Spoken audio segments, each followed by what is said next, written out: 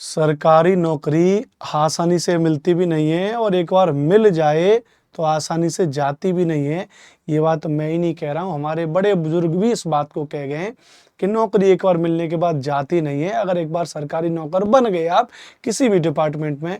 लेकिन फिलहाल आज का मुद्दा एक बड़ा गर्म है और मुद्दा आपने देख लिया होगा कि जी 69,000 जो शिक्षकों की भर्ती हुई साल 2019 में, जनवरी 2019 में जो पेपर हुआ और उस पेपर का जब रिजल्ट आया उसके बाद उसमें जो लगभग 4.5 लाख बच्चे पास हुए। मैंने यहाँ पे डेटा लगभग लिखा है कि शिक्षकों की नौकरी जाएगी क्या, इस मुद्दे पे यहाँ पर हम लोग बात कर रहे हैं कि क्या शिक्षकों की नौकरी जाएगी और क्या पुनः मेरिट लिस्ट जो जारी होगी उसका क्या मतलब है, समस्या का है। इसका मूल जड़ के बारे में बताऊं कि जब 2019 में पेपर हुआ तो इसमें 4,10,000 के आसपास बच्चे शामिल हुए थे, एक अनुमानित आंकड़ा है, और जिसमें लगभग 1,40,000 बच्चे सफल हुए थे।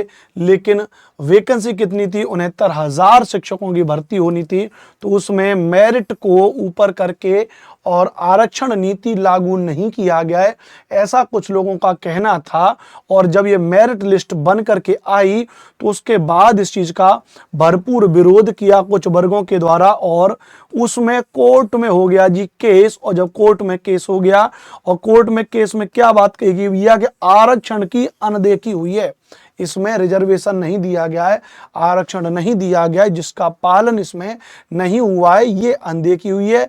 और बीते 4 साल से 5 साल से ये जो युवा हैं जो आरक्षण की डिमांड अपने लिए कर रहे हैं, ये बार बार कोर्ट में केस इन्होंने किया और अंततः अब आकर के फैसला सुना दिया है हमारे ऑनरेबल कोर्ट ने और कह दिया कि भैया इस पे शिक्षक भर्ती सूची नए सिरे से बनाइए, नए सिरे से मेरिट लिस्ट आप बनाइए, जिसमें हो सकता है कि कुछ लोग उस मेरिट से बाहर हो जाएं, कुछ लोग उस मेरिट के अंदर आ जाएं।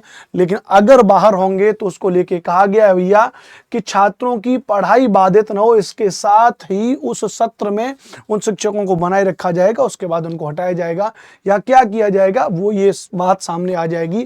कोर्ट ने 3 महीने में नई सूची जारी करने का आदेश दिया है उत्तर प्रदेश योगी सरकार को। 69,000 शिक्षकों की चयन सूची हो जाएगी और रद्द हो जाएगी। ध्यान रखना भैया, शिक्षक भर्ती सूची नए सिरे से बनेगी। यूपी में 59,000 शिक्षक भर्ती की मेरिट लिस्ट होगी भैया रद्द। ये काफी ट्रेंडिंग न्यूज चल रही है। उत्तर प्रदेश के वर्तमान मुख्यमंत्री योगी आदित्यनाथ जी बड़े यशस्वी मुख्यमंत्री हैं, एक भी भर्ती ढंग से तो करा नहीं पाई पिछले 5-6 सालों में। एक भर्ती बमुश्किल पिछली वाली भर्ती हुई थी और उसका भी ये हाल रहा कि अभी तक उसमें भर्ती होने के बाद वो सालों तक वो भर्ती कोर्ट में लड़ते रहे। बाद में उनको जब नियुक्ति पत्र मिला तो उसके बाद पता चला कि फिर से वो मुद्दा कोर्ट में चला गया। तो मुझे लगता है कि सरकार को इन चीजों पे एक थोड़ा सा विशेष तरीके से बात करनी चाहिए। हर एक वर्ग का ध्यान रखना सरकार की जिम्मेदारी है। यहाँ पे कहा गया भैया कि इस भर्ती में ओबीसी को 27% की जगह केवल 3.86% तथा एससी वर्ग को 21% की जगह 16.2% का आरक्षण दिया गया। और इस प्रकार इस भर्ती में बेसिक शिक्षा नियमावली 1981 तथा आरक्षण की नियमावली 1994 का उल्लंघन हुआ है। और इस प्रकार इस भर्ती में 19,000 ऐसे गलत तरीके से आरक्षण का घोटाला करके अभ्यर्थियों का चयन कर लिया गया जिन्हें इस भर्ती प्रक्रिया में शामिल नहीं होना चाहिए था। जिन आरक्षित वर्ग के अभ्यर्थियों को इस भर्ती प्रक्रिया में शामिल होना चाहिए था वह 4 साल से योगी सरकार से न्याय मांग रहे थे तथा आए दिन लखनऊ में अपने न्याय के लिए धरना प्रदर्शन कर रहे थे। लेकिन अब ऑनरेबल कोर्ट ने इस पर फैसला सुना दिया है। क्या होगा क्या नहीं होगा, किसकी नौकरी जाएगी किसकी नौकरी मिलेगी, ये तो अगले कुछ ही दिनों में आपको पता चलता रहेगा।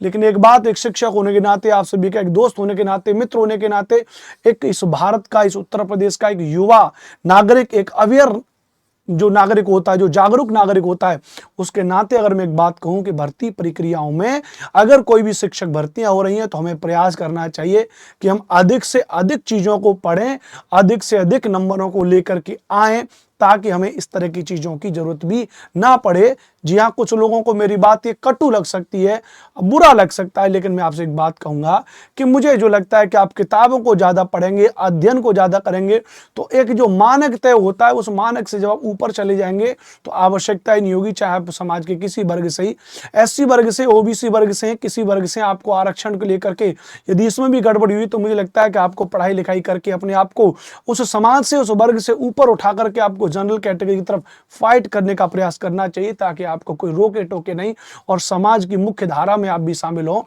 क्योंकि अब यह भारत 1940, 1920, 1960, 1970, 80 वाला भारत नहीं है जहां पर आपके साथ में किसी प्रकार का कोई शोषण, वंचित या किसी चीज की जैसी चीजें हो रही हैं।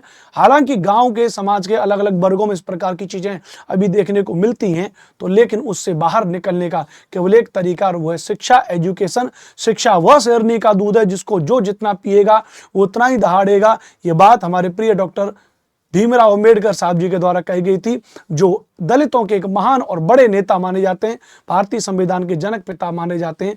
तो उनकी ही बात को आप सब लोग भी स्वीकार करिए और शिक्षा को इस स्तर तक लेकर के जाइए कि ऊंचे ऊंचे पदों पर आप सभी लोग स्थापित हों, बैठें, ताकि आपको इस तरह की चीजें ना मिले, सरकार को इस पर राजनीति करने का मौका ही ना मिले।